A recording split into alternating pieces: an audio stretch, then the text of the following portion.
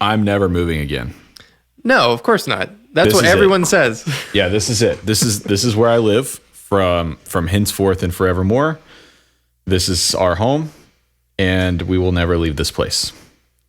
What if you won the lottery? Would you buy another house? No. No? No.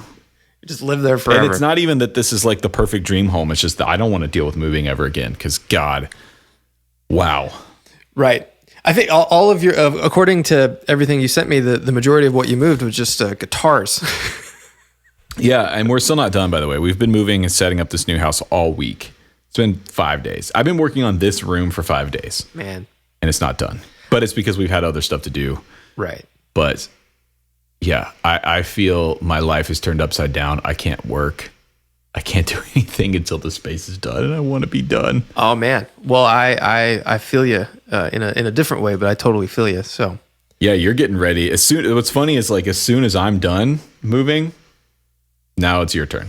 Yeah, but the thing about me, I'm lucky in that I don't have to take that much stuff because I'm just going to get on the internet and buy a bunch of workbenches, and they're going to get loaded on a big rig truck and driven to the new spot, and then I'll just take a pallet jack and put them where they got to go, and then I have to build a bunch of things, which I hate. I hate building tables and shelves and stuff. I hate it. Yeah, I just built this desk that I'm using, and it took me. Now it's a big desk. There's a lot going on here. There's a desk and a sidecar and a corner piece and everything, but it took me 5.5 hours to do the other day. Man. Yeah, I have to go get rubber mallets for all my stuff, which is like, I just hate doing. Have you ever built a shelf with a rubber mallet? No, but I could see it being useful. Boom. A persuader. Boom. I just don't want to do it. So, wait, is this the episode? Are we going? I think we're going. Okay. This is episode, what are we on? 30 something? 38. Welcome everyone, Dipped in Tone 38. This is the first week we missed. Yes. 37 episodes. We've been going for a 37 episode streak. So now we need that thing that like they have in factories, days without an accident, and the counter goes to 0. We need that for weeks missed. I wanted one of those for days without incident, but for Gibson when we initially started doing this. But oh my God, that's great. You know, do it. I think it'd be fun. We could put it in the back. We'll just have a little count. We should get a board made with just multiple counters. So days without Gibson, having a PR nightmare. Mm-hmm. Days without, or weeks without Dipped in Tone. What else could it be? Minutes without you mentioning Carter and me saying shout out. Oh, DJ Funk says weeks without an intro. That would be a good one. Weeks without an intro. Yeah, we're still going. That week is that streak is still going strong. Shout out to the Dipped in Tone Patreon chat. Yes. This morning hanging out.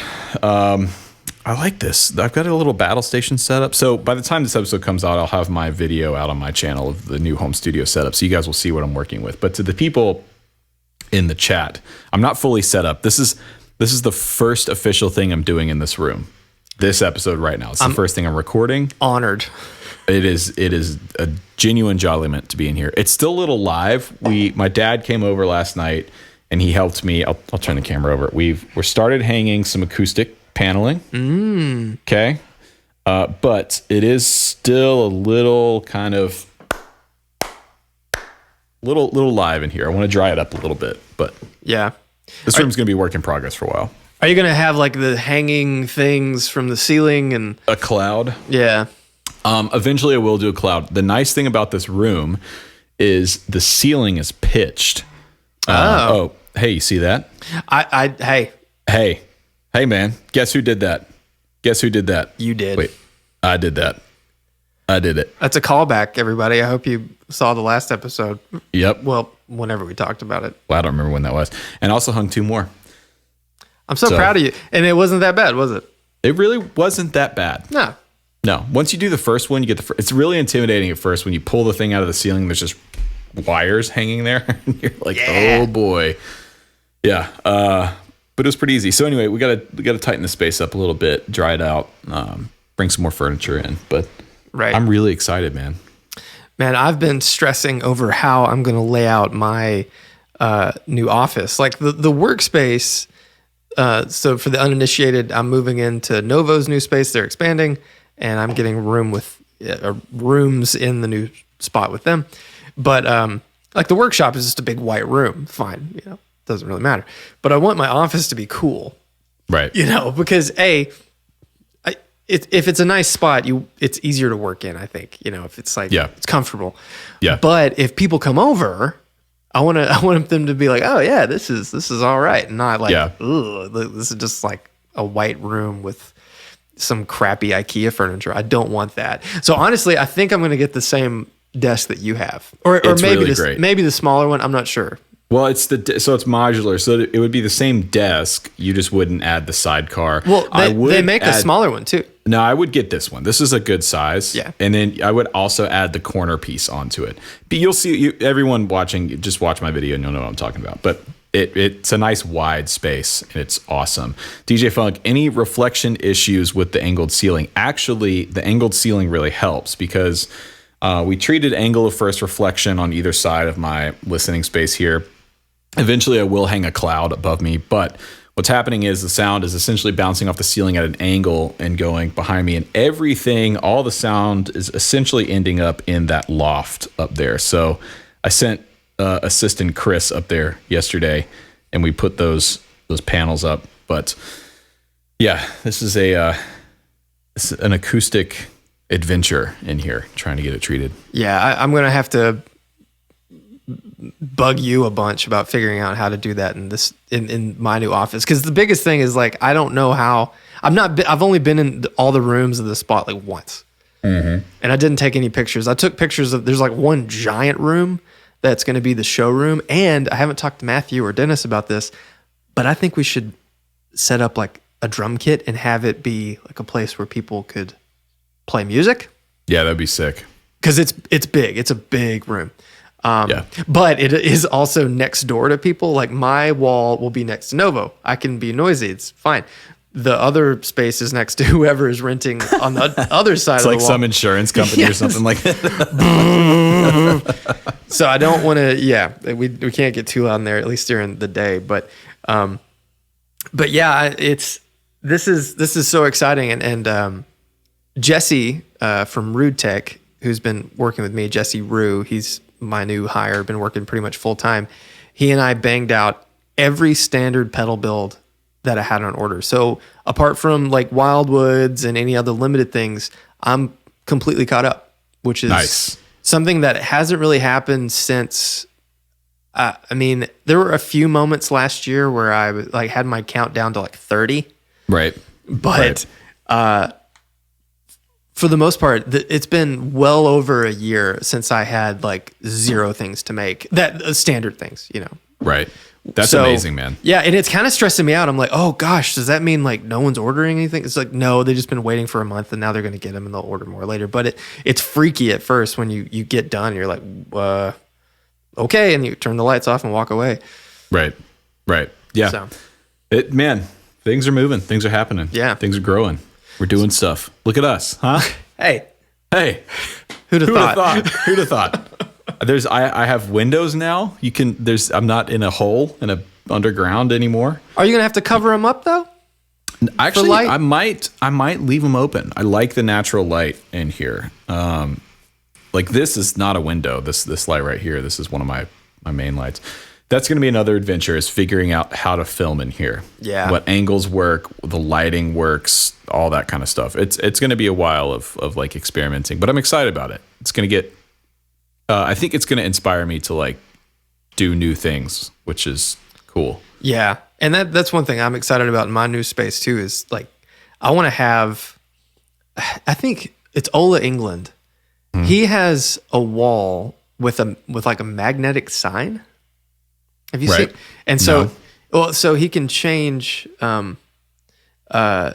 whatever the video he's doing, he can like pop a sign on the wall, and and so if it's like coffee with Ola, it'll go on the wall, and if it's a different thing, it'll go on the wall. And I think that would be really wicked for us. Like we have a dipped in tone sign, we could have a Novo sign, we could have a Mythos sign, all this stuff for whatever videos we're doing. either in my room or in the other room, because essentially everybody, because it's going to be Novo, me, and Revolta, we all want to do content. And so we're all going to Matthew just ordered a bunch of podcasts and stuff. Wes from Revolta just ordered like a new Mac Mini with some like studio stuff. And then I have all my stuff. And I'm like, why are we all like doing this separate? Well, this is what I was thinking about. Like, I was actually talking to a friend of mine about this the other day. He was asking me about like, okay, what's the YouTube channel and like, what do you want to do? This is a friend I've known for a long time. He's an amazing guitar player, and he's kind of like an older brother kind of figure to me.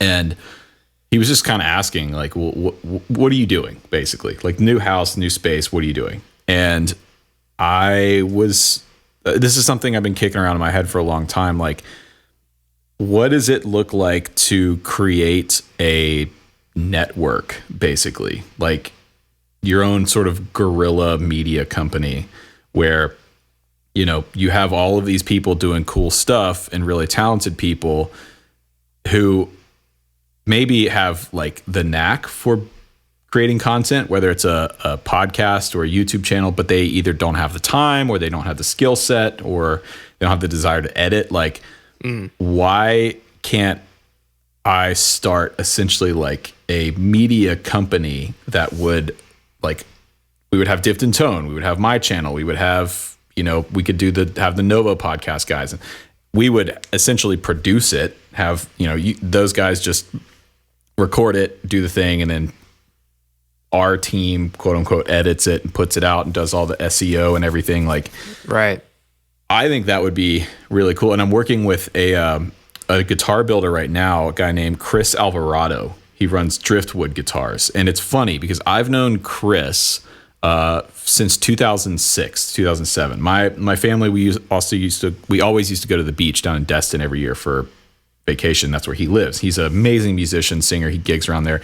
And in 2007, he started building these acoustic guitars. And now it's grown into this company where he builds these incredible guitars. He's known for his inlay work. He does this incredible inlay work that's somebody can drop it in the chat. Driftwood Guitars. Oh yeah, I'm looking at it now. It's awesome here. Yeah, his stuff. I mean, and these are like high dollar acoustics. He builds like 15 guitars a year, and you know, they're crazy expensive. But he is starting his YouTube channel, and I've been helping him out and kind of guiding him, and it's working. Like, he's got it for YouTube. He's great on camera. He understands what's going on, and there's opportunities happening for him now with some big companies that are gonna, you know, send a film crew down there to produce some content for their channel. So it's like there's this whole thing sort of happening now around the guitar music industry online with content creators and people making stuff.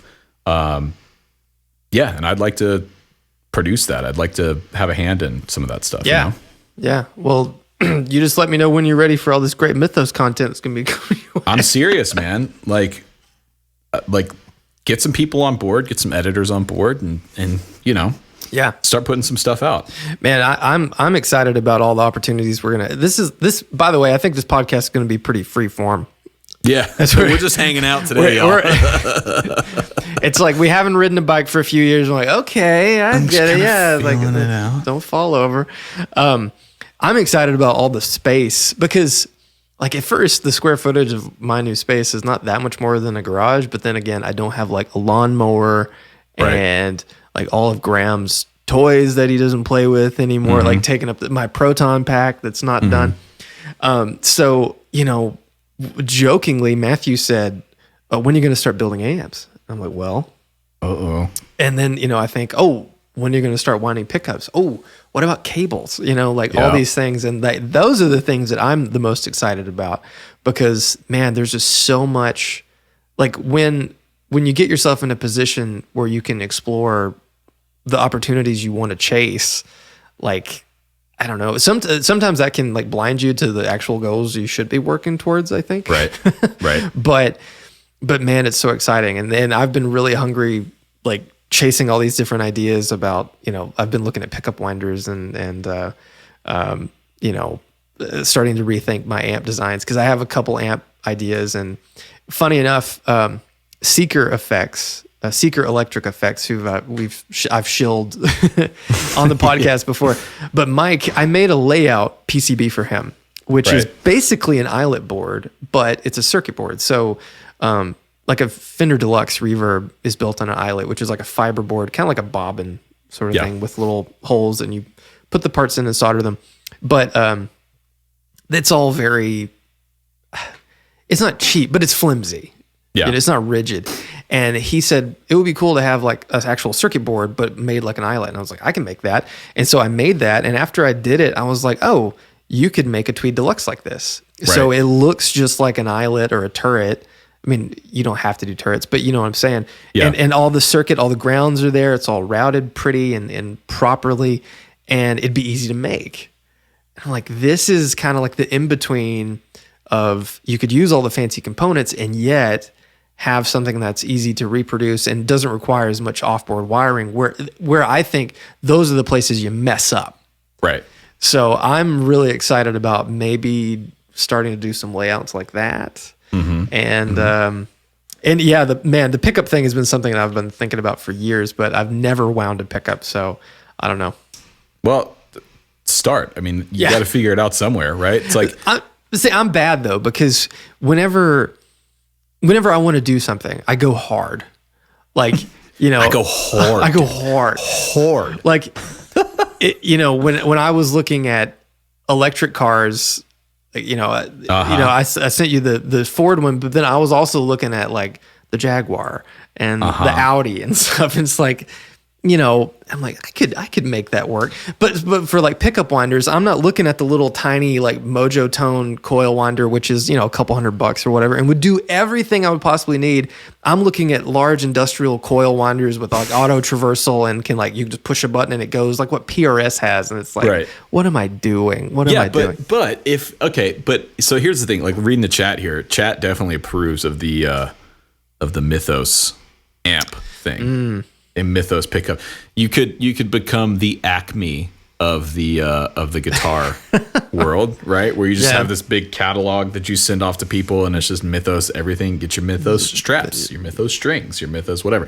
But I think bombs and TNT detonator. Yeah, a giant crate drops out of the thing, just Mythos inside. I think the pickup thing is cool though, because it's you know a lot about pickups. You know what you like, and you have a rare thing, which is anyone can go and buy a pickup winding or a coil winding machine and start making pickups, right? Again, I've never made a pickup either, so I might be speaking out of my ass here, but I don't think it's that difficult in the grand scheme of things to wind a pickup. But what you have that a lot of people don't is the experience of playing a lot of the real old stuff and knowing what sounds good and what doesn't sound good, right? Yeah, and I feel very fortunate in that I've had that experience just across the board. I posted a picture the other day of me like 2016 getting to play the John Mayer Black one through John's actual amp, like the Mulholland Drive 2-rock he played, and it's like when I think about it, it seemed like a kind of normal day at that point. Mm-hmm. But then when you say it out loud, you're like, oh my gosh, that's like such a rare thing to have experienced and to be able to have some sort of firsthand knowledge of, it's like, I do feel very lucky. But yeah, I experience goes so far. I mean, there is an art to making everything, especially pickups, because there's a lot of people that I think do a really good job, making things a vintage way, and I don't think they sound as good as they should. Right. So those are like, where are they messing up? I don't know. So that's the journey I have to go on.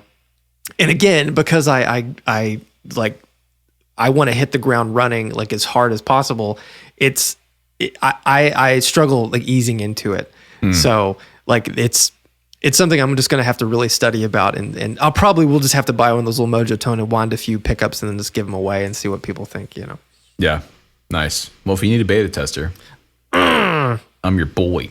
But do you want to dip a rig? Yeah, look. Oh, look at us. Simpatico here. Stop it. Stop.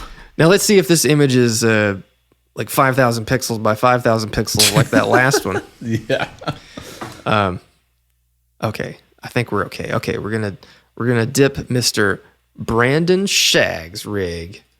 Mr. Shags. You're gonna like this one. Here you go. Oh yeah. His Victory 140 100 watt for bedroom playing. Dip my rig. And so what he's got here, he's got a Victory V140, which I thought were more than 100 watts. I thought they were 140 watts. The 2 Notes Captor X, a Fender American Pro 2 Telecaster. And for pedals, he's got the EHX Freeze, a ARP 87 by Walrus, the JHS Bonsai, and then the Keeley Fuzzbender. He says he's mainly using the amp. He says the amp's a little much for bedroom playing, but the Captor X does a great job taming it. And eventually he was wanting to get a 2x12. But for now, this is the setup. And like, I think of everything so far, save for a cabinet, like this is the most straightforward rig I think we've seen.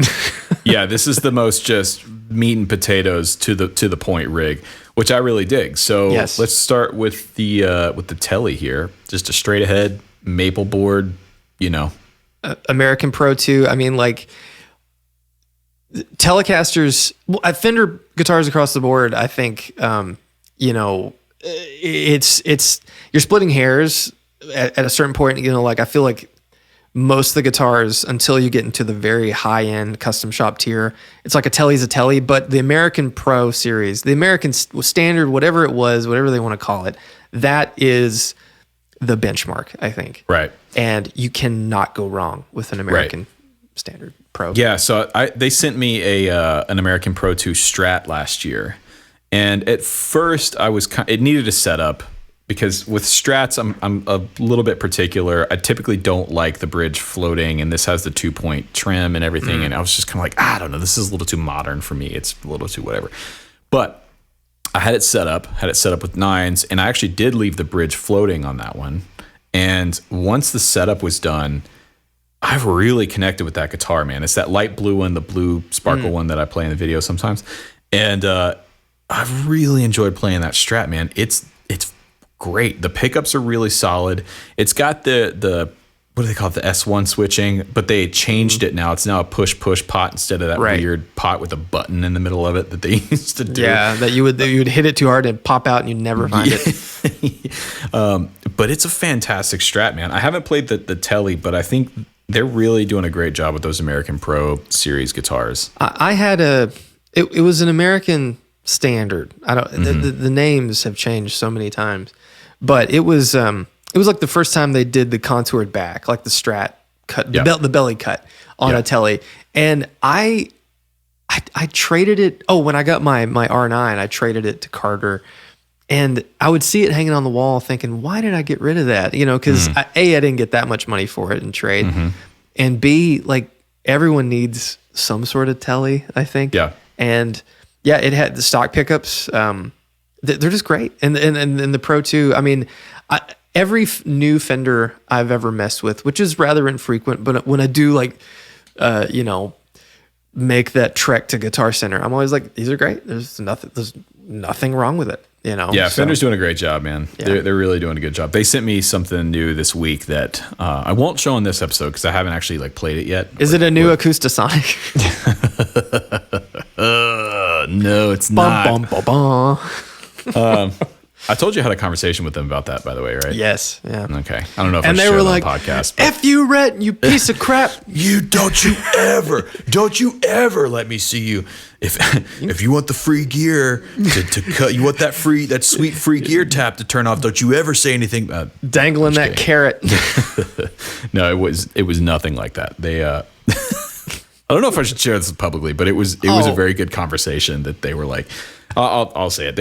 They were like, hey, they thought that I was upset that I didn't get it considered. And I was like, no. First of all, the fact that I've even considered as a person that a company like Fender would send something to is a massive honor. Like that's not in any way, shape, or form lost on me. I mean, I still get sort of shocked when that kind of stuff happens. So I'm incredibly grateful. And and they were just like, yeah, we didn't send it to you because we knew you wouldn't like it, and it wouldn't. It's not your thing. I was like, yeah, you're right. I mean, I think that's fair. And like, if I made a pedal and I was thinking about, I'm going to send this to some YouTubers or whatever, which I rarely do, but if I knew someone wouldn't like it, why would I bother boxing it up and sending it to them? So I totally get it. Yeah, but they were really cool about it, and yeah, we had a good long conversation, and apparently they watched the show. Well, good. So there you go. So they'll never send anything to me either. Yep. Yeah. So they were like, yeah, Rhett, you're cool, but that's that guy. I don't know about him. He's a little too opinionated. Yeah. Oh man. There was a comment on the last episode that someone said Zach really needs to get over himself. I was like, what? It's like, okay. Hey, sure. I know. I do. Just to remind everyone, this show is free, right? And we do this because we like it. You don't have to watch. You don't have to agree. You don't have to watch. That's it. That's all there is to it. Anyways, let's get back to the rig. Yeah, I know. I know I'm great anyway, so it doesn't really matter. So, okay, you want to talk about the pedal board next? Yeah, let's talk about the pedal board. Have you ever played the Keeley Fuzzbender? Because I have not. I did at NAMM. Yes. Which is to say, I have no idea what it sounds like. You heard it. The world's cheapest headphones in the loudest room. Yeah. Yeah. I've not played it either. I know Robert. He's he's Robert Keeley is one of the coolest pedal dudes. Like you think, it's Robert. Don't bother him. But right. He's just like, hey, what's going on? Let's look at your stuff. Let's talk about pedals. I'm like, all right, cool. Yeah. So he's super positive and just a really nice, kind person. And I appreciate everything that Keeley does in the community because man, like Keeley puts out some stuff. Right. But the Fuzzbender, they really do. The Fuzzbender looks awesome. I think, let me pull up some specs about this thing because it's for those that don't. I guess everyone listening probably knows what it is, but maybe we should inform ourselves. It's used as a combination of high gain silicon and germanium. It's a 3-transistor hybrid fuzz, so probably like a tone bender. Sure. And then it has this treble bass and bias with fuzz and level. So I'm sure there is. And that is nice having the treble and bass control on a tone bender circuit. It's really, really useful. Like my Mark 1, I love it. Does it have a tone knob at all? No. Oh, okay, I didn't think so. Yeah. But it works great with most amps, but there's some combinations with that pedal that I found where it's like, it's not working with this thing. But if I had like a treble and bass control on it, then it wouldn't be a Mark 1 tone bender, but still, you get the point. Yeah. Makes it a little more versatile. Yeah.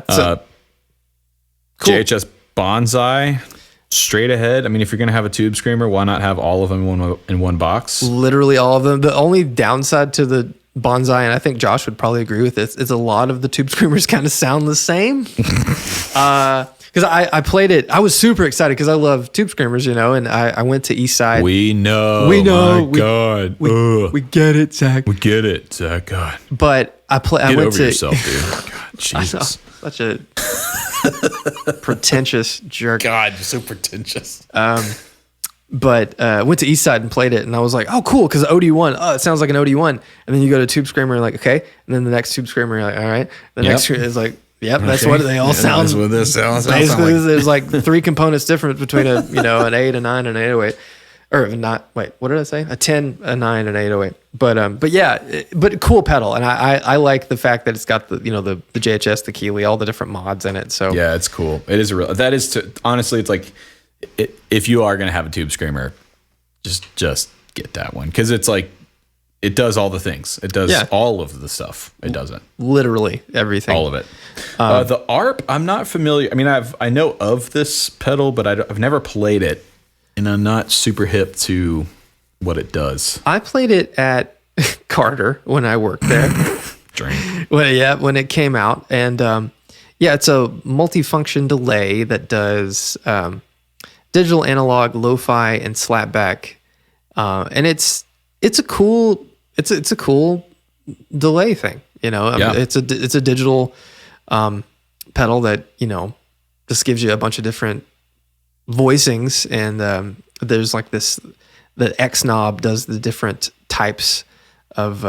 The X knob changes the function depending on the algorithm, so it does different things for each mode. But yeah, it's 1,000 millisecond delay. It's great. I don't know. That's cool. How long is the delay on the Oracle? 600? 600-ish. Yeah. Okay. On the Oracle, when you max the knob, it's 600, but you can actually, I don't know how far you've tapped it, but you can tap as long as you want, but it just craps out. It degrades. Yeah, I've noticed that, because like you get all the way out, then you can make it slower, but the repeats, which is cool. Yeah, it's cool, but it does affect it affects the non-delayed signal, because everything just starts falling apart because you're pushing the pedal way beyond the limits of what the chips is supposed to do. So yeah, that when I first noticed that it did that, I emailed John. I was like, "Hey, this thing's broken." He's like, "Oh no, it's supposed to do that." And I was like, "What?" And then I started playing with it. I was like, "Oh, I get it now. This is fun." So, what if he just told you that because he didn't want to go through fixing? He's like, "No, it's supposed to do that." Oh no, Zach. Yeah, no, it's right. It's right. Well. Oh, geez. Nice. And then we got the Freeze, Electro-Harmonix Freeze. That's cool. Classic. Yep. Now the Victory. Okay, so Victory is one of these interesting companies. I don't have a ton of experience with them. I have the Sheriff 22, which is the small, like their Marshall kind of thing. Yes. It's great. Yeah. It's really good. Now, are they trying to gain more of a foothold here in the States? I feel like they are. I feel like a lot of, because they're big in England, obviously, being where they're based, but they're not that big here in the States. You don't see a lot of players here really adopting them. No, and I don't know like what their dealer base is in the States anyway, like because Riff City Guitar was, I think, the first place to have Victory amps in the US, and then Riff City unfortunately closed. Right. But yeah, I don't know. I think everyone kind of heard about them through Andertons initially. Yeah. And of course, Rob Chapman was one of the early adopters, and now he's moved on to Bad Cat. But you also have, guys like Rabia Masad and all these, incredible English guitar players using these things. But I don't know about as many American players using them. And they are great. The V140 that Brandon has is like the big brother to the V40, which is just like, a loud, clean, straight ahead amp. And the V40, I think, is my favorite of all the ones I've played. But I've not played many of the newer ones. I've not played the Sheriff or the Copper, which is like the Vox or anything like that. I'd be interested in trying the Copper and seeing how it compares to my AC30. Yes. AC30 circuits, I have found, maybe it's because I've played a lot of them and I know those amps pretty well in terms of what I like to hear out of them. Mm-hmm. And I think it's really difficult to get a proper, quote unquote, depending on what you're looking for, depending on what I'm looking for, a proper AC30 sound. So I'd like to play the Copper and see how it compares. And for instance, to me, a proper AC30 is like my 64. That's the thing with the Bulldogs. That's proper. Or the early 90s Korg era Marshall built AC30s that had the blues in them. Mm-hmm. Basically anything that like the Edge would have played, or Brian May. I know those are two completely different sounds sonically, but the way that a proper quote unquote AC30 breaks up compared to the new ones from Vox, the Chinese made ones from Vox, they're different, especially in the high end. And we've talked about this before, but to me, the newer Voxes, even the hand-wired ones, the high end is not right. They're real brittle and real shrill, especially when you start to push the amp. It gets harsh in the top end, and the real amps don't do that. They're bright and brilliant and chimey, but that chime is like this really smooth presence that's coming from the top end. It's not harsh and hard. It's like part of the drive sound. I mean, Yeah. and I totally agree. And man, I found there was one of those Korg ones on Nashville Craigslist for like $1,500. Dude, I feel like I should have bought it. Yeah, they're so good, and they're bomb proof. Yeah, they're so well built. The vintage ones are not.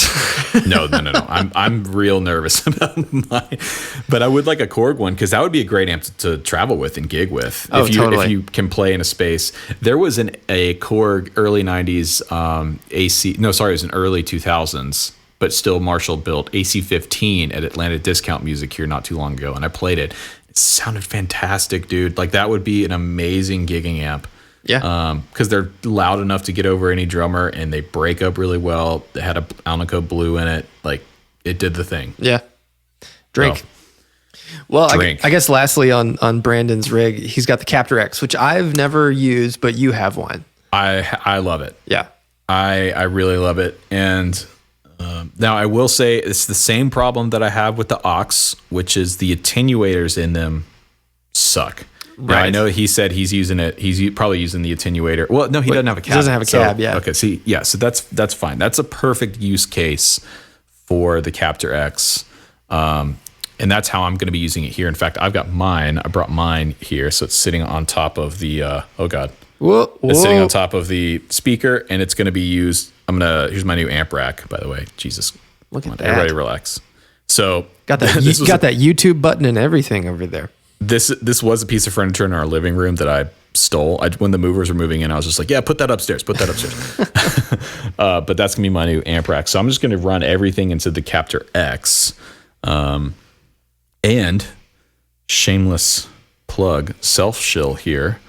I've been talking with Two Notes, and we're going to do a Rhett's cabinet pack for all the Two Notes stuff. So I'm going to be capturing my favorite cabinets that I have, my divided by 13s, my high watt cab, my Morgan cab, and they will be available. So if you have any like Two Notes stuff or use the plugins, you can use my cabinets. Boom. With my favorite mics. So what would you rate Brandon's rig? Brandon, you need a cabinet. Yes. You need a cab. I would recommend a 212. That's what he said he was going to get. Yeah. I mean, for playing at home, a 212 is going to be a lot, but I mean, you have a 100 watt amp.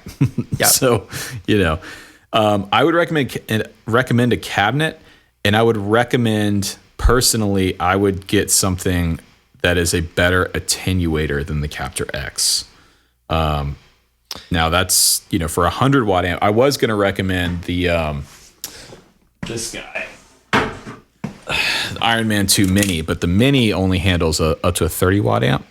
So you'd have to get the bigger version of this guy, which is a little bit more money. I think they're like $300 or $400. So not cheap, but to me, this is the best attenuator out there. And I mean the V140, and it is 100 watts. I was wrong about the 140 watts. The name screwed me up. It does have, a master volume and stuff. And if you're mainly using it as a cleaner platform anyway. Oh, it does have a master volume. And it does have a high-low output switch as well. So I feel like. All right. Forget what I said about the attenuator. You don't necessarily need it. And as far as cabinets go, the Victory cabs are great. I like Avatar cabs. At least I used to. I haven't heard much about them in recent memory. Or Mojo Tone makes great cabs. Yeah, don't sleep on Mojo Tone, man. Yeah. A lot of people, I feel like, overlook the Mojo Tone cabinets. Keep in mind, they build cabinets for some of the more popular, like boutique, quote unquote, brands out there. Like when I went there a few years ago, they were building all the cabinets for the Magnatone stuff, like all the Magnatone combos and everything. That's Mojo Tone stuff. All the Port City cabs, which the Port City cabinets are some of the best cabinets out there. The design that Daniel came up with for those cabs is amazing. Those are all built by Mojo Tone. Yeah. So, and you can get anything from them. They make Marshall cabs, basket weaves, 212s, 412s. They make Fender tweed cab. I mean, they do everything. So yeah, and you can get it customized, like the different Tolex and whatnot. Right. Which is why also why I like Avatar, but it's similar vibe. But Mojotone are fantastic. Pretty much everything Mojotone makes, their pickups, their cabs, their amps, they're all really good. They're really good, but people, I feel like, sleep on them a little bit. Yeah, I think people think it's a budget brand when in fact it's not. It's not. Yeah, it's just not cheap. It's a factory direct. It's like you're just buying it direct from the people that make it. So yeah, right. But yeah, so like as it sits without the cabinet, where would you rate this band? I'm gonna give this 7.4 shoals. 7.4. I thought it might rate a little bit higher. I think the only thing I would want to see apart from the cabinet would maybe be some humbuckers. Yep. But that's just me. But as far as like I'm taking it to the gig. Once you get a cab, you're ready to go. Yeah. I was thinking 8.1. 8.1. Ooh, nice. Okay. Yeah, I like it. I like it. I agree with the humbucker thing. I'd go semi-hollow. There you go. I'd get a 335 style guitar with that. That combo with the telly, that amp, you'd be off to the races. Boom. Boom. So during all of this, I thought of something we could touch on. Okay. Summer NAMM. Oh, yeah. It's happening. It's coming up. Whether we want it to or not. And apparently they are desperate for people to exhibit because I got an email. I let my NAMM membership lapse. And for those that don't know, to exhibit at NAMM, you have to be a NAMM member and you have to pay that annually. And if you don't pay it, then you can't show and you got to re-up. But I let it go because I thought, well, hell, I'm not going to be showing at NAMM for the next foreseeable future. And they sent me an email saying, hey, if you'd still like a booth, after they'd already sent an email saying, hey, the sign up for booths ends at this point. Right. And after that, then you can't get in. But last week they sent an email to everyone saying, hey, there's still time. So have you looked? Because I know you're intending on attending. I'm intending on attending. But have you looked? Why did you say that way? That's awful. Because I'm intent on attending. But because it's easy for me. It's a 3.5 hour drive. Like, why not? And I need to come up anyways. We need to come to town. I need to probably go to Nashville anyways before NAMM, probably sometime in June. Just do that and not come to the show. But we're going to get passes just because, and I'll go and check it out and walk around. It is going to be way, way small this year though. Well, have you looked at the exhibitor list? No, I never look at the exhibitor list. Well, perhaps you should, because just on. So I'm on the Summer NAMM page on NAMM.org. Drop it in the chat if you feel like. Okay, here we go. Attend the show, and normally they do this image cloud of all the big brands that show up, and on this page you can see it. So I'm going to read for you and those listening at home the biggest brands that they're showcasing on this image, which I think if this is going to be on your main page of your website, you want the biggest brand you got right there. Taylor Guitars. Yep. Cool. Gibson. Yep. All right. Yamaha. Mm-hmm. Okay. Martin. Mm-hmm. And here's where things get kind of weird. The United States Postal Service. Reverend, okay, I can see Reverend, but as far as guitar brands go, they're not the biggest in the world. Hal Leonard, of course. Vic Firth, all right. Gator Cases, okay. Audioscape Engineering Company. Ravvast, it looks like one of those little hang drums, yeah. Yeah. Franklin Guitar Straps, they make a lot of straps, but then wait, why is Gretsch so small? Where is Gretsch? Well, hold on. Okay, so this is the other confusing thing. On the very bottom, the smallest logos, we have Ultimate Ears, we have Gretsch, we have Two Notes. I didn't even see those. So, okay, you have Gretsch at the very bottom of the list and Ultimate Ears, arguably two pretty large brands. Dario is real small. And then at the very top, you've got Audioscape Engineering. What is Audioscape Engineering? Sorry, no offense to Audioscape. I don't mean to dish on you at all. I just am not familiar with what you do. Hal Leonard? What? Well, Hal Leonard's huge. It looks like Audioscape makes rack preamps and stuff and compressors. Oh, maybe I should know who they are. Never seen Audio. them. But I mean, Hal Leonard's huge because, you know, so many people that attend this run music stores and they buy books and lessons and things like that. But I bet it's probably cool. They do like LA2A clones and yeah, okay, cool. Yeah, cool, but it's odd to see that brand. The logo is so big in comparison to 176s. To all that's weird. Yeah, because Gretsch, I bet it's based off the booth size. The size of their, yeah, you're probably right. And how many pedal brands do you see on this?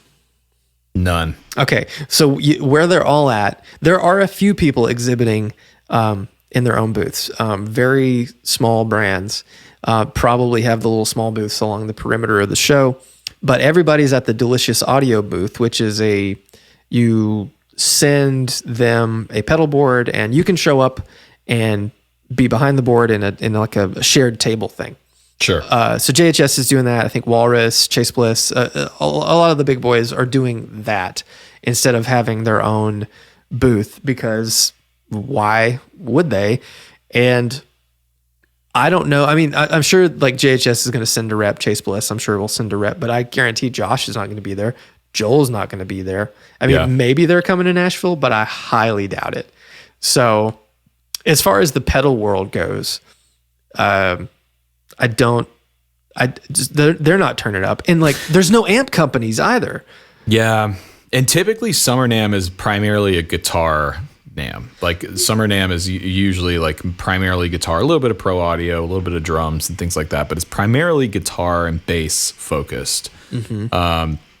And so here's the question then: do you think that this has any implication towards what Winter NAMM is going to look like? Or do you think that people are kind of just saving their bones and get ready and everyone's going to go big at Winter NAMM this year? I don't know. Because I mean, I think my initial thought is yes, like, you know, this is going to be this NAMM is going to be the litmus test for all NAMMs going forward. And yeah, we've talked about this a lot. We've talked about NAMM and like the importance of it, but I think Summer NAMM, and if you go, and you know, cool. But I think you're going to see firsthand whether or not people are actually going to come to this. Cause I think this is really going to be telling about the necessity of this sort of thing. And I'm shocked at how many people I know that are going to just go to hang out, because above all things, there's no mention of safety. There's nothing about, you know, I know vaccines, masks, notwithstanding, all that stuff, but I feel like it should at least be mentioned, right? Because this is an event with people coming all over the world to come hang out, and there's no public day, and it's only on Thursday, Friday, I think. Yeah. So it's just 2 days instead of 3. It's altogether weird. It's very weird. And I think you're right. I think the writing is on the wall here. I think the real litmus test, though, will be Winter NAMM. I think with Summer NAMM, we're close enough at the time, because it takes months and months and months of planning for companies to get this kind of thing together, especially the bigger companies. Yeah.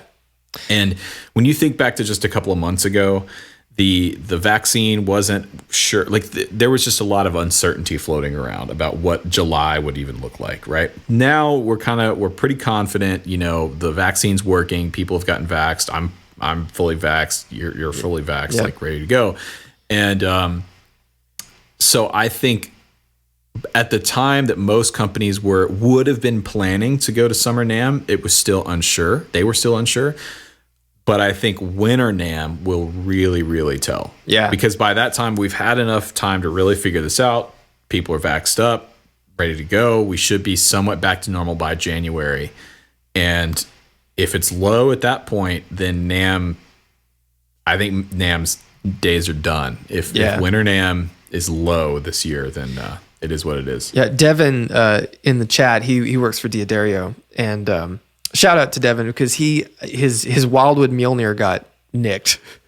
What? Yeah, and so I told him I was going to do this, and it took me forever because I'm just the slowest human. I sent him a replacement, and he very kindly sent me a care package from Diodario with a bunch of strings and nice. Fun things. The things we mentioned on the show, like silk and steel strings and like awesome stuff. So thank you, Devin. But he said you pay extra for that logo size and placement on the website. So that's why. And 90% of the companies still have no clue what they want to do for Winter NAMM, especially due to the cost associated and sales success of the virtual NAMM in 2021. Oh, well, the virtual NAMM was an utter joke. I mean, come on. Right. They should have just not even done anything for as bad as the virtual NAMM was. I mean, come on. I think it did more damage to the NAMM brand than it helped. Yeah. Because it kind of highlighted sort of the how outdated the trade show model kind of is. I think that's what it did, is it really showed people kind of like, we don't need this. Like, what are we even doing here? And so again, to highlight what we talked about in previous shows, if you're new here, we did a whole episode on this several months ago, but if NAMM wants to remain, there's a lot of good that happens with a congregation of the industry like NAMM, what a trade show does. There's a lot of great things. From my perspective as a YouTuber, it's like the one time a year that all of the other YouTubers, all my friends and everybody get together and we get to hang out. It's a really fun week, and there's a lot of opportunities that come from that, and new things happen from that. When you get people together, good things happen. Right. So I think there's a place for a yearly or twice a year big meeting of the industry, but in the trade show sort of aesthetic, I don't think that really works. Yeah, and Devin said that the virtual NAMM was successful sales wise. So I mean that's great.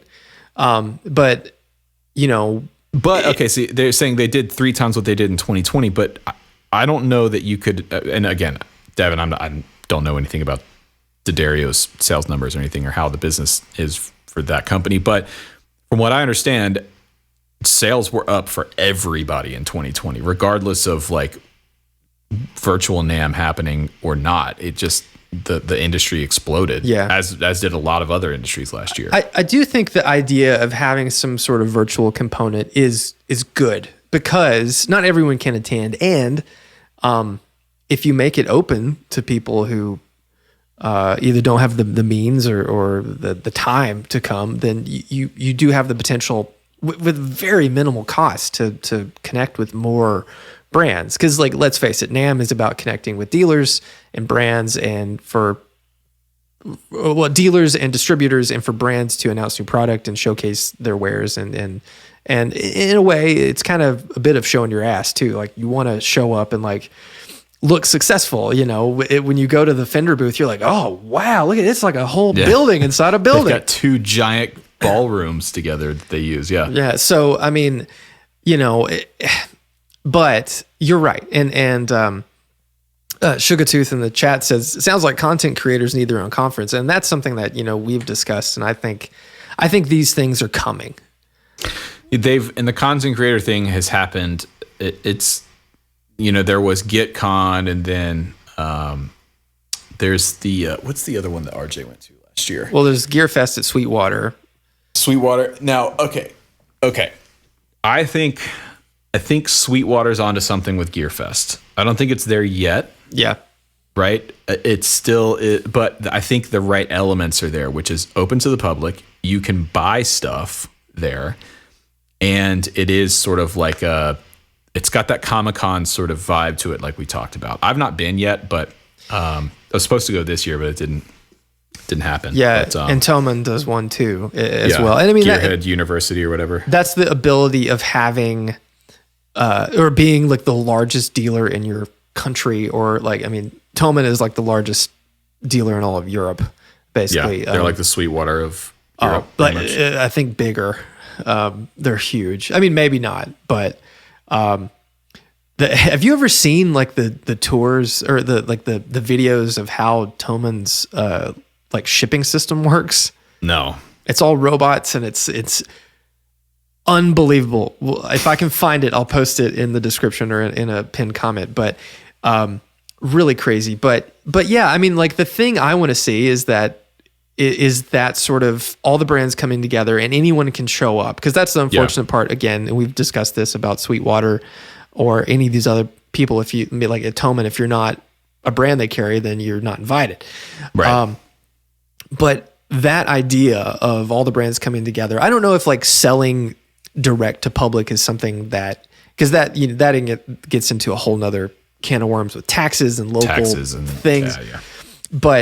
But just being able to get together and have like a low key chill hangout that everyone could come and experience gear and have a good time. And this is something that I want to do and I want to put it on. I've talked about it with friends and Morgan and you, and I think it needs to happen. So Caleb said ShoyleCon. ShoyleCon 2021. Let's do it. ShoyleCon sounds like a Star Trek villain. ShoyleCon! Shoyles is happening, by the way. Oh, not in here. I have drawings. I have more drawings than what I sent you. Oh, really? Of things. Yes. Things and shapes and ideas. Shoyles is happening. That's all we can say at the moment, but it's happening. So maybe there will be a ShoyleCon one day. Oh my God. Could you imagine? Dude, that would be sick. What would be like, let's get the top 3 things that have to be at ShoyleCon. Okay. You pick you come up with your 3 and I'm going to come up with my 3. Like in terms of people or exhibitors, what's the criteria here? Just anything? Anything. Cause my first thought is, since I know you want to do the whole Salt Flats idea, right? So my thought, go-kart track. Yeah. Dude, Red Bull, their crazy helicopter that like does. Yeah. No, I'm talking about their crazy helicopter that goes inverted. We have that, but you can like go on a ride. Okay. So, what's my next one? Someone said carnival games. I think carnival games to win gear. That would be. Oh, Zach. That's great. Contests, but it's like you buy tickets and maybe all the ticket sales go to like a great charity or something. Right. But it's like, like ring toss and one of those things where you like have the squirt gun and you pop the balloon the fastest. Yep. All those things. Yes. Oh, and and this is just an extra thing. But if you're gonna do that, you have to have a funnel cake and like all. Yep. Right. Could you imagine the smells? Oh God. It'd be awful. It'd be great. Yeah. The last time I had funnel cake, I had just taken an edible and it sent me to the moon. So I've got a bad. I haven't had funnel cake in about 4 years. We before the world shut down, we would go to the Nashville flea market. Yep. And there's always like this one food truck thing in the back that's funnel cake, and it's like, I'm not hungry, but I could eat a funnel cake. That is one of those things where it's like, if it's around, everyone's like, I mean, I could eat that right now. This deep fried batter with powdered sugar on it. Yeah, I could eat that. Heverus, I could eat that right now. In the chat says ShoyleCon is sounding like a gathering of the Juggalos. God. Okay, maybe we need to rethink our approach here because it is getting a little out of hand. Oh man. Where would we have it? I feel like we can't have it in Nashville. Nashville's too like, and we couldn't have it in Atlanta either. We'd have to go to like Detroit. Yeah. Someplace like that, you know? No, I don't know. It need to be like out in the middle of nowhere. It'd be like Bonnaroo. Oh, like on a farm? Yeah. What if we just went to the farm? The farm. Bonnaroo. I told you my dad went to Bonnaroo in an Airstream, right? What? He bought an Airstream, like a 60s one, refurbished it with the sole purpose and intention of going to Bonnaroo by himself. Or actually, he went with a bunch of his fraternity brothers from college. My dad graduated college in like 75 or 6, something like that. Right. So yeah, he had a lot of stories, and my favorite experience of my dad going to Bonnaroo was not me at Bonnaroo. It was, I went to work like a week after he got back, and I was thirsty, and so I went to the fridge and I saw a big 2-liter of Sprite, and I was like, oh, I'll take a sip of Sprite. And so my dad was sitting on his office chair just watching me the entire time this happened. So I took the Sprite, I opened it, there's no hiss. I was like, it's just flat. I turned it up and I could smell it coming down the 2-liter into my mouth, that it was not Sprite, but moonshine.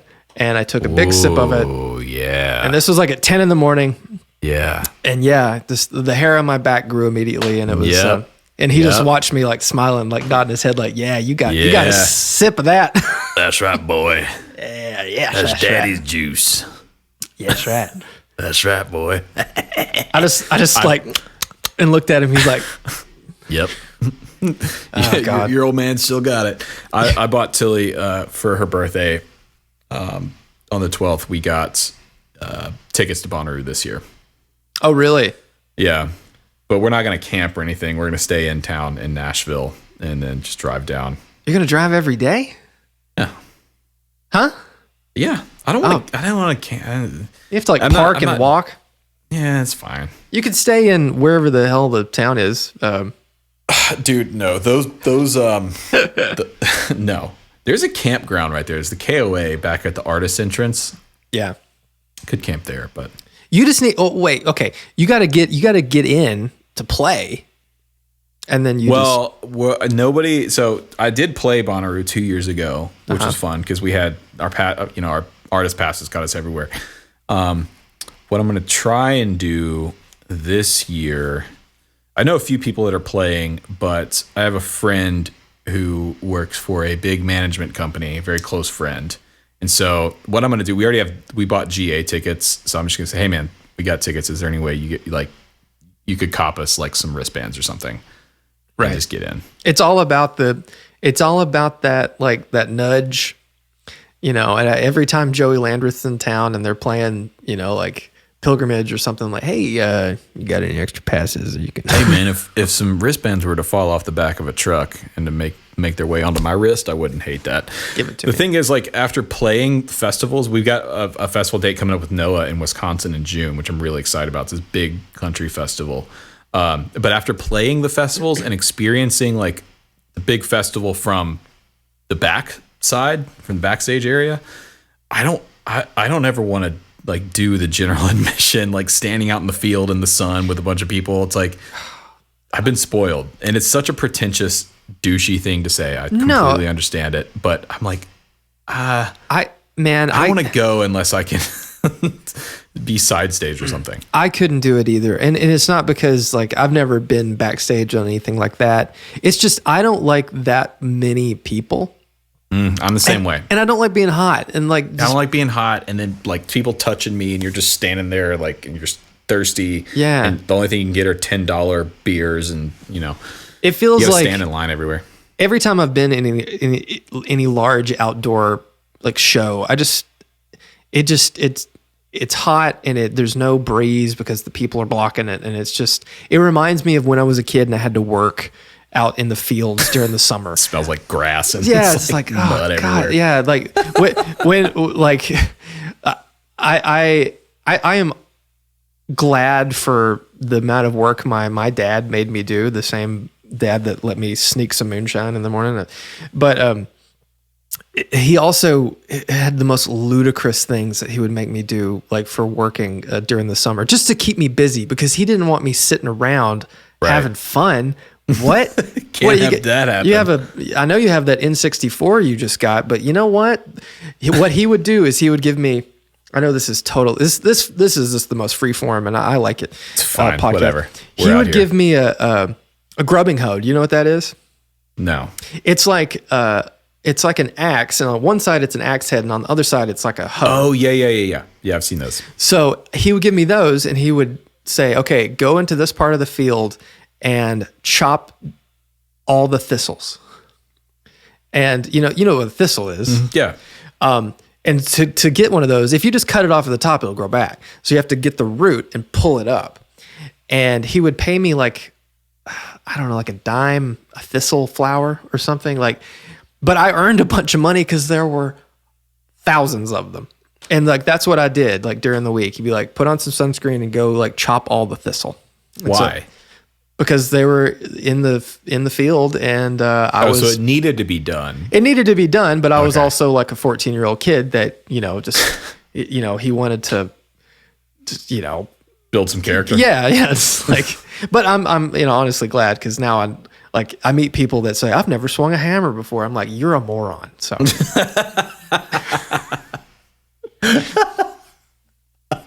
I love that so much. So look, some people don't have I think you and I are similar on this, where I think some people have like the mechanical gene, right? Which is the thing that people have where they just like to tinker, they like to do stuff. Like I was always the kid in school pulling his pins apart and like seeing how they worked. In fact, when I was in middle school, it used to, for one reason or another, I had this one teacher that it would piss her off so bad that I would pull my pins apart in class. Like you're cleaning a gun on your desk. It's literally, it's like the spring and everything's laid out. And like, I like cars, you know, we both like old cars and stuff like that. But I think some people just don't have it. Some people just don't have that thing of like wanting to swing a hammer and like do stuff. I'll tell you what though, Tilly has a knack. She's going to be the one who's she's getting really into like handiwork around the house.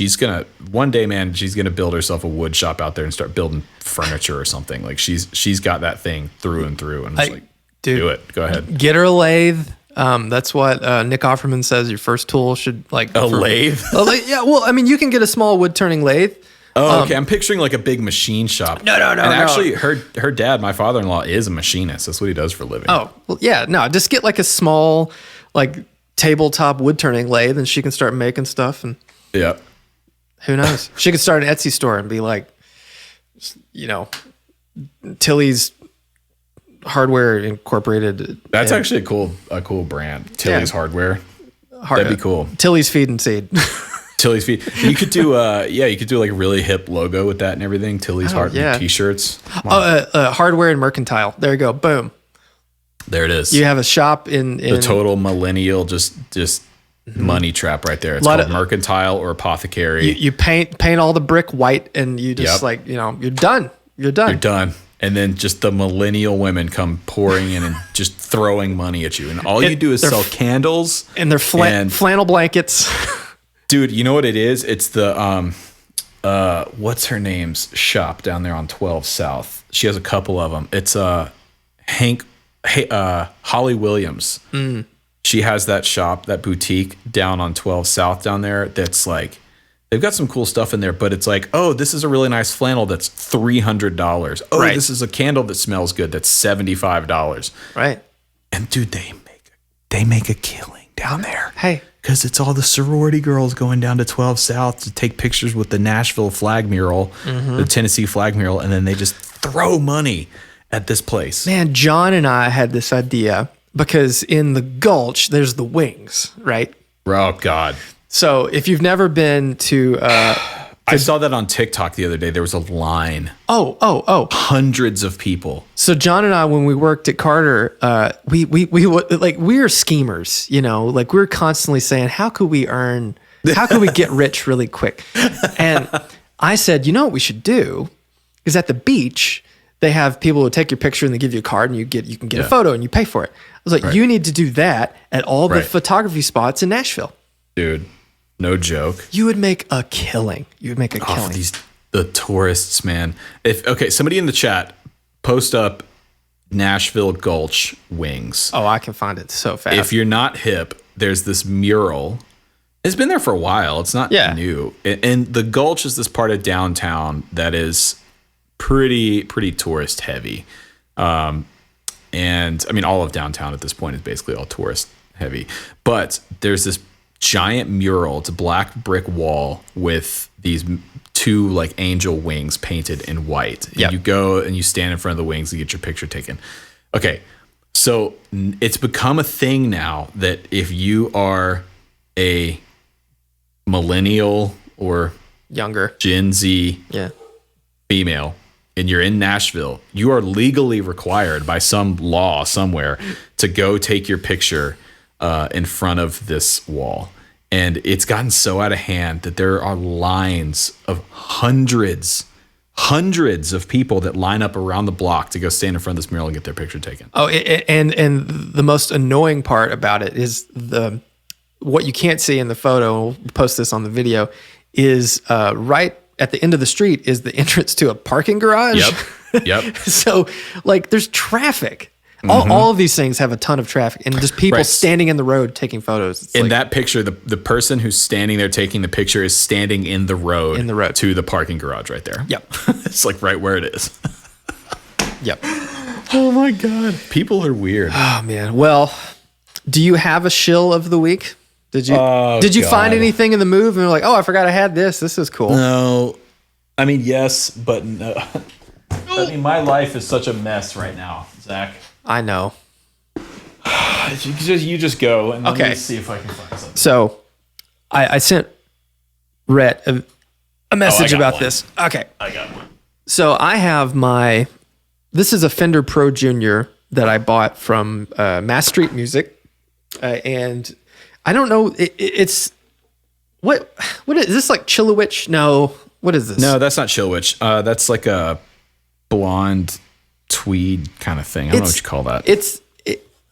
I don't know. It looks like a placemat for a table, kind of. It's not Chillowitch, but it's a different placemat. And it's the type of placemat that your mom would yell at you if you used it.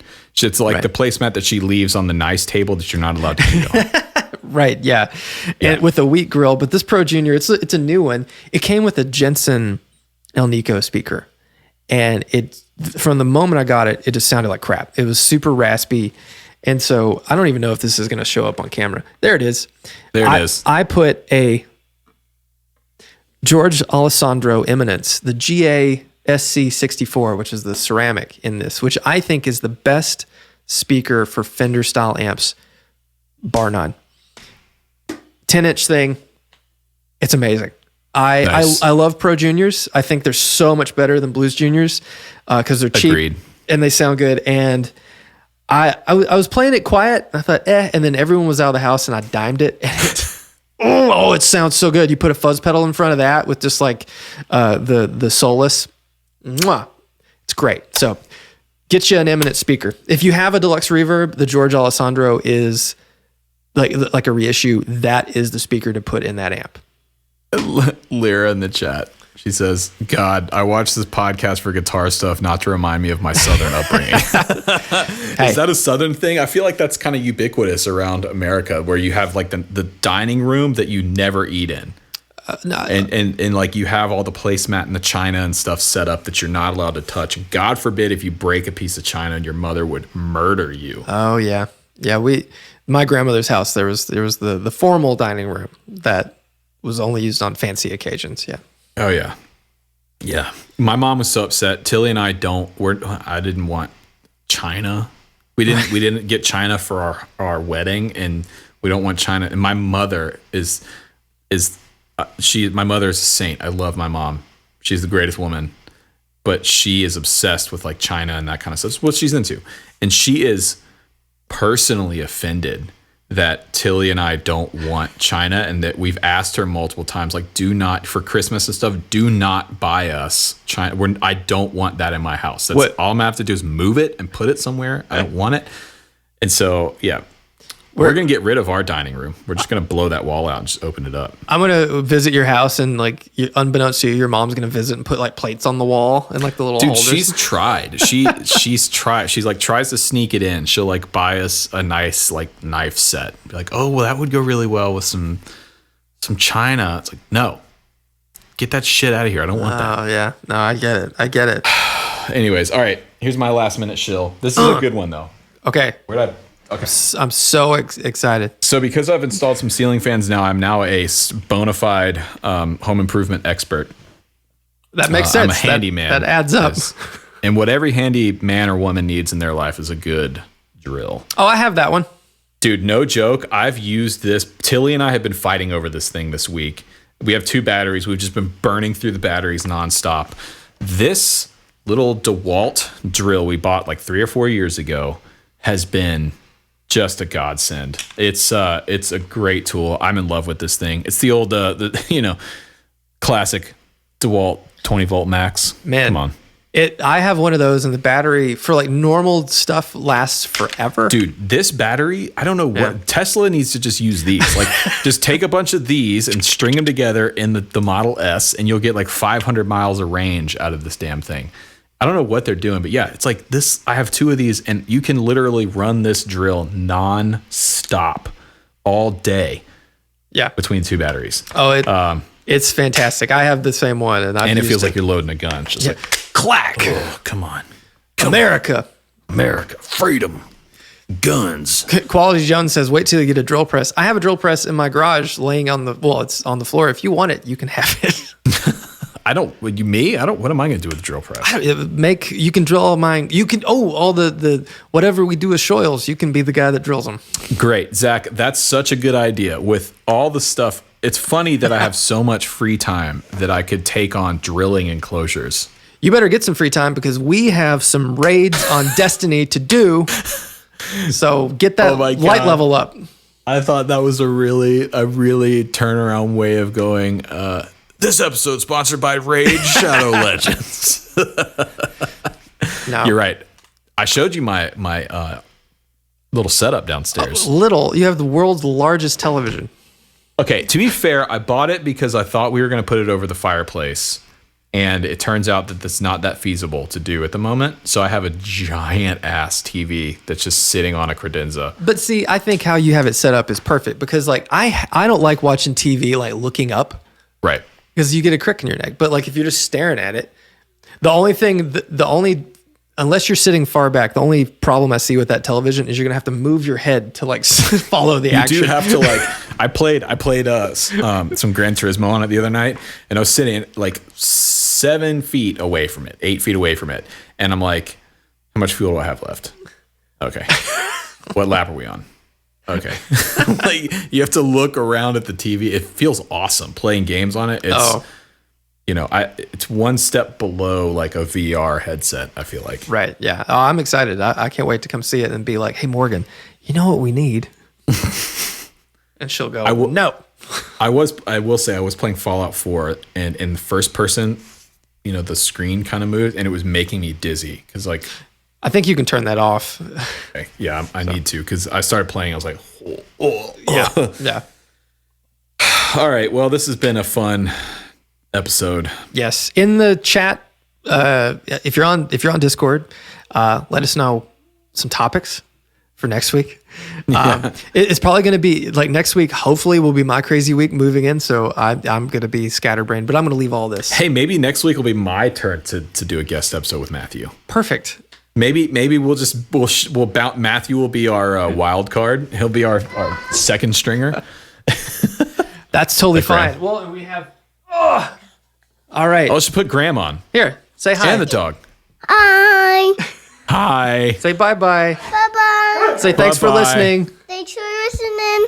Oh my God. Okay, we have to sign off there. That's it.